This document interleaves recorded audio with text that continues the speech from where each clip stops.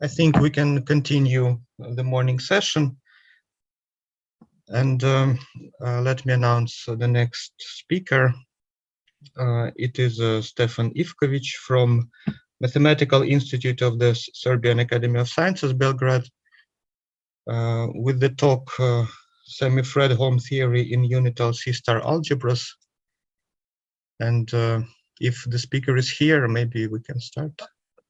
Thank you very much. May I start sharing my screen?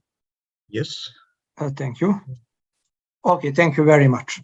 And also I thank the organizers for giving me opportunity to present my research on this topic. I shall speak actually about several algebraic generalizations of Fredholm theory.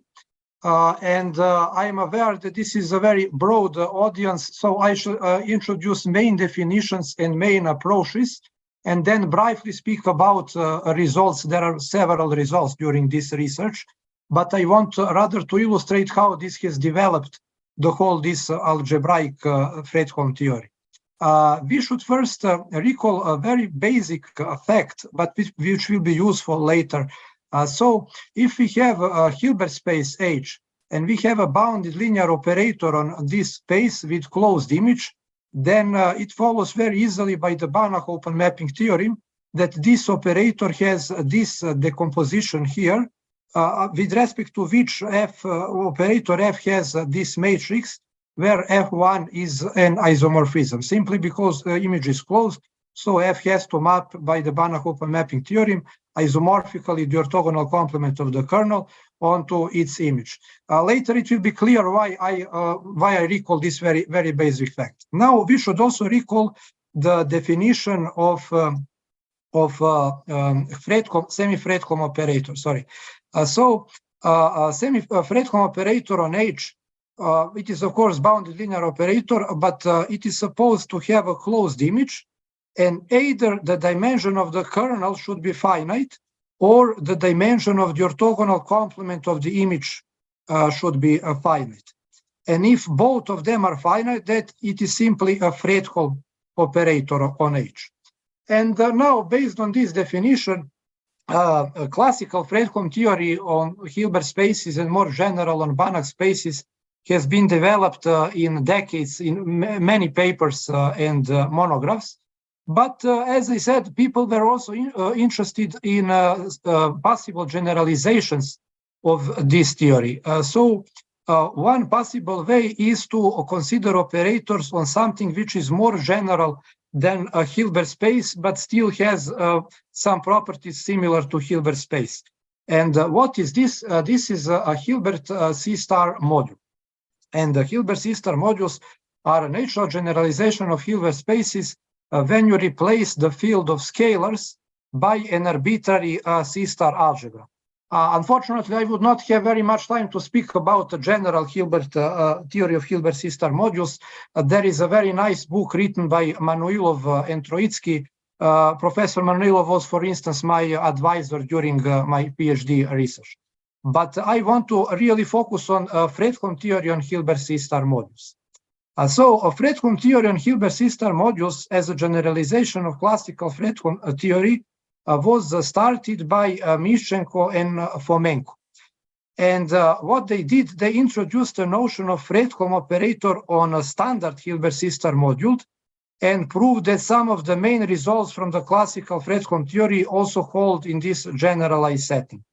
And then during my PhD, I published several papers where I extended this approach to semi-Fredholm theory on Hilbert C-star modules, also semi-Weil theory on the Hilbert C-star modules. Now, let us take a look how is this generalization defined. I should just first fix some notation. So for a direct sum of two closed submodules, I will use notation tilde O plus. This simply means that if these two modules intersect trivially and their algebraic sum is some Hilbert module M, then we write M equal M1 tilde O plus M2. So it is just ordinary direct sum. I adopted this notation by the book by Manuilov and Troitsky because you can also have orthogonal sums. So then we want to distinguish general direct sums from orthogonal sums.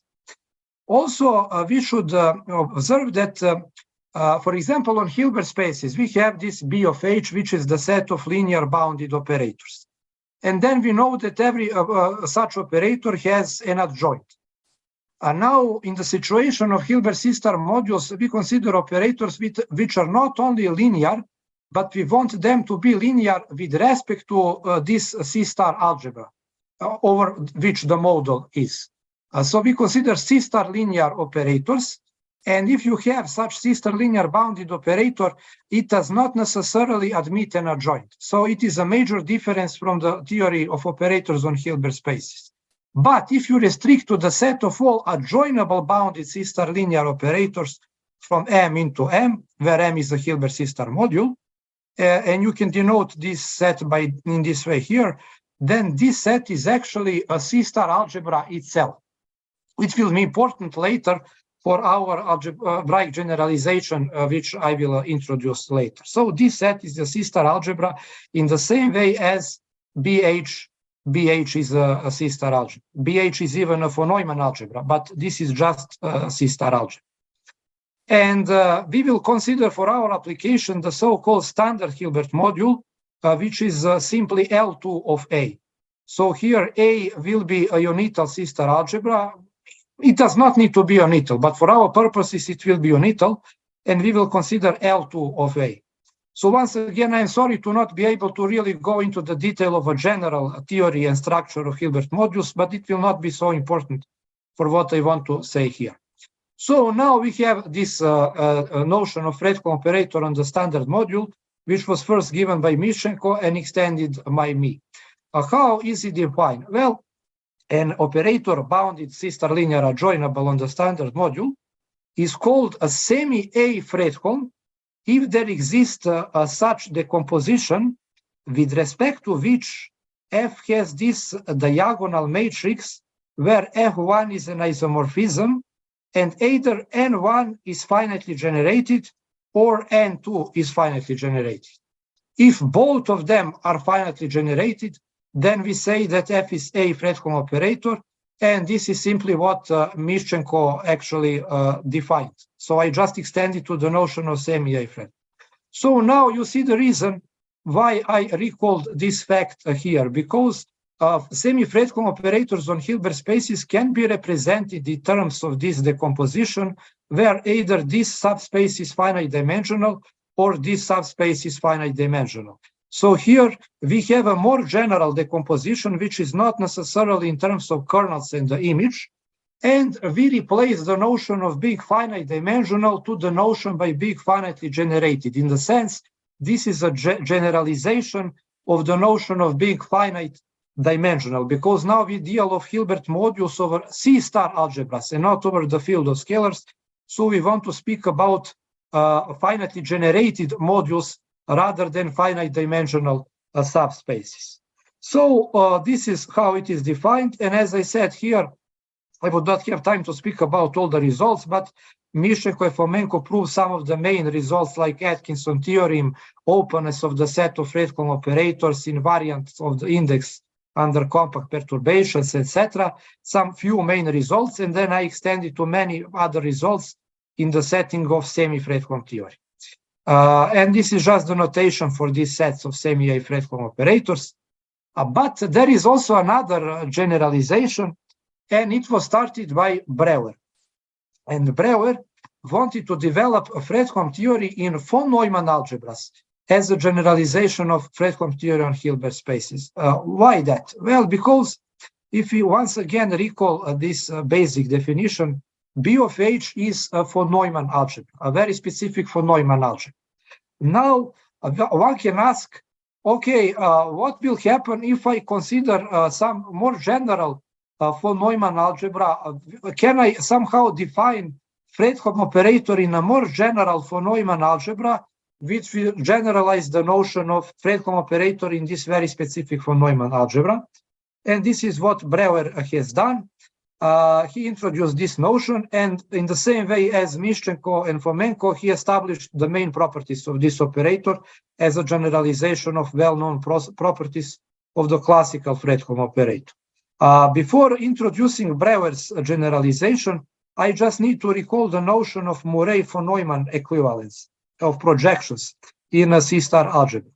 So if A is a unital C-star algebra, then if Pro of A denotes the set of projections in this C-star algebra, we can define Murray-von Neumann equivalence in the sense that the projection P is equivalent to Q if and only if there exists some element V in A such that V star is equal to P and V star V is equal to Q. One can show that this is a real equivalence relation, and it is called Murray-von Neumann equivalence.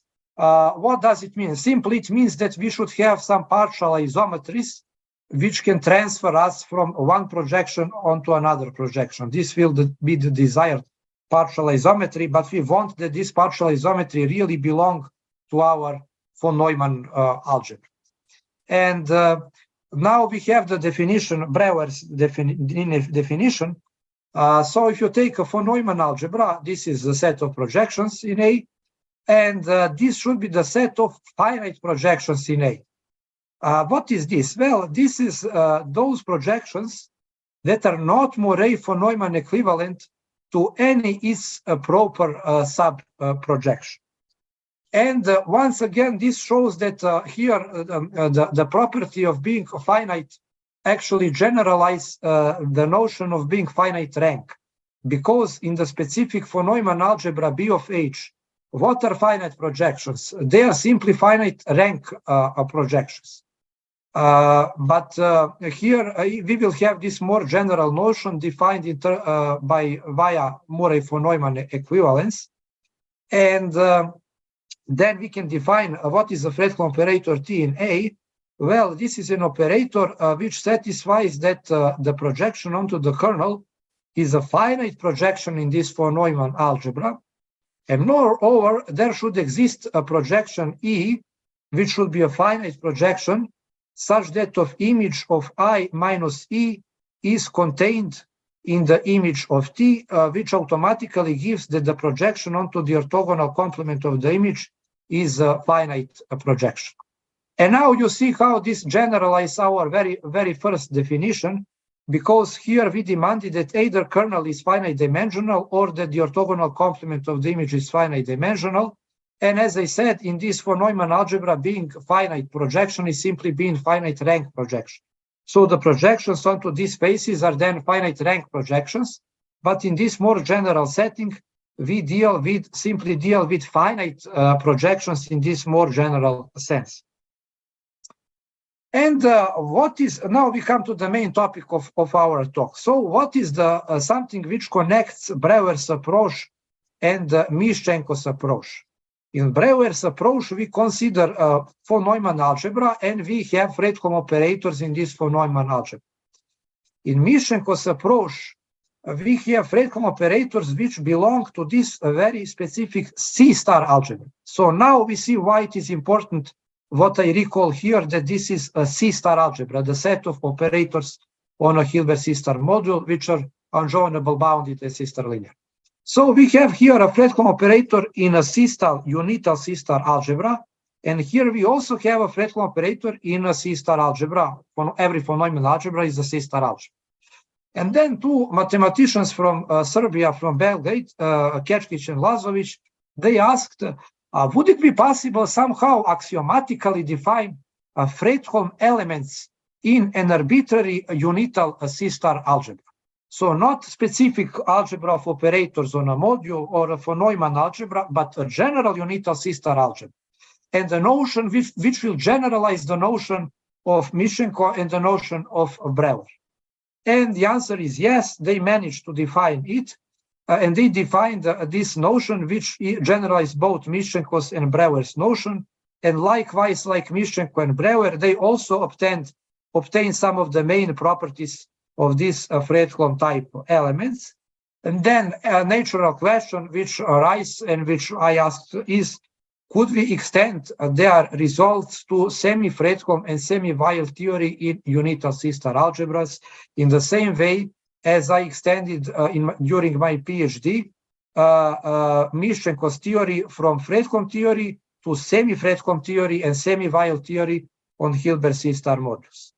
And in my recently published paper in a Banach journal, I extend the approach by Kečkić and Lazovic by introducing the notion of semi-Fredholm type element and semi-Weyl type element.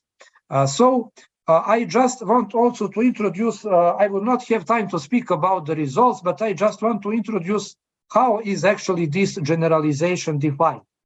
To this, we need first to introduce something which we call invertibility up to pair of projections.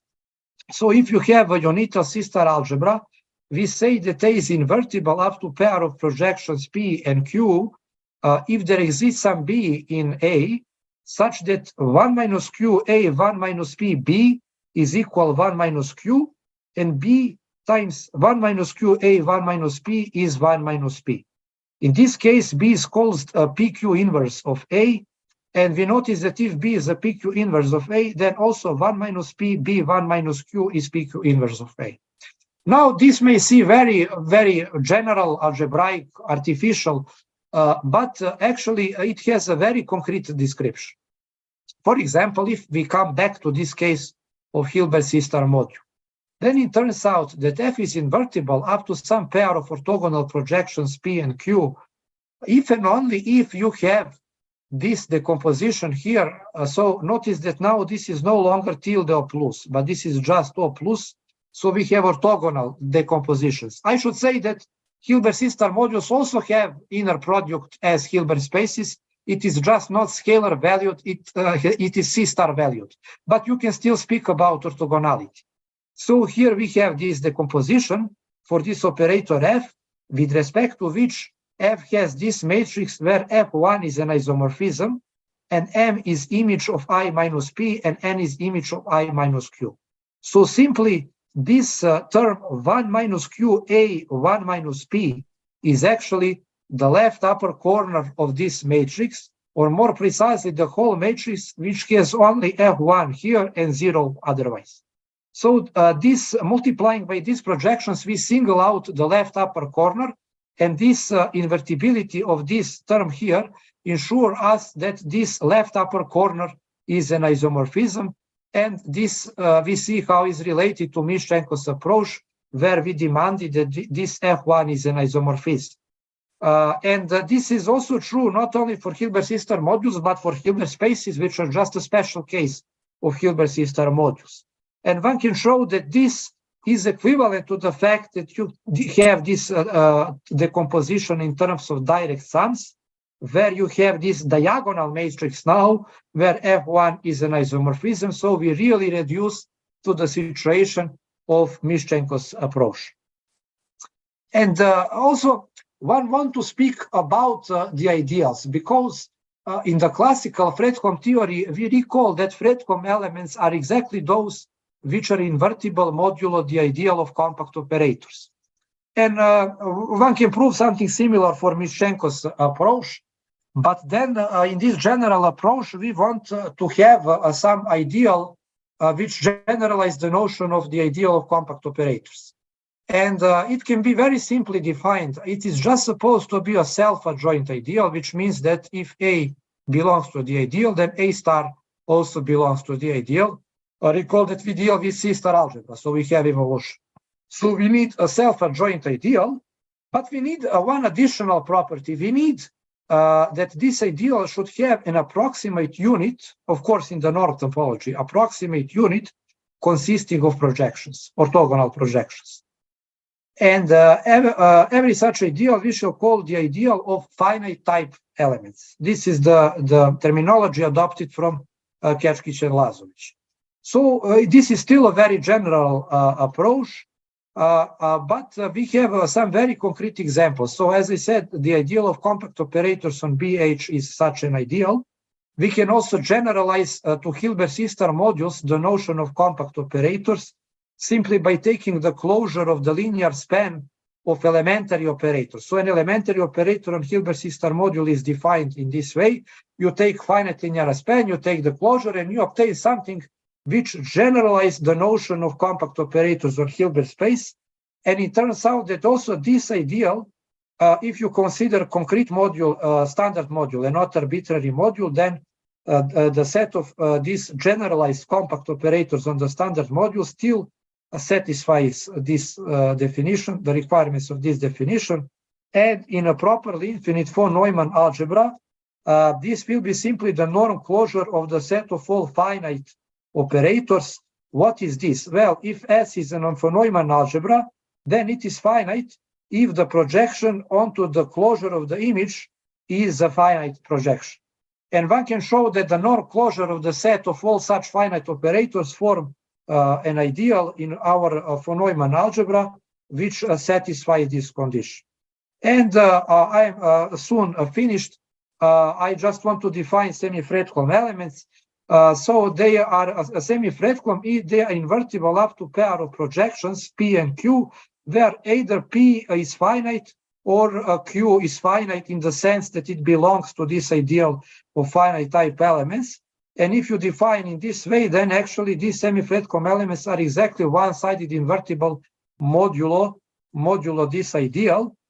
And I just want to say that one can show that Fredholm operators in the sense of Mischenko and Fredholm operators in the sense of Brouwer are really just a special case of this more general definition. And when you define in this way, there are a lot of results. Some of the main results proved by Kečkić and Lazović, and many other results proved by me. And at the end, I just want to introduce a literature. So this is my recent paper, which generalized Kečkić and Lazović approach. This is Kečkić-Lazović paper, and those are Brouwer's paper. And this is Mischenko and Fomenko's paper, and my earlier paper on Hilbert C-star modules. So I hope I managed to my time, and thank you once again for your attention. Thank you very much for instructive presentation. Let's thank the speaker.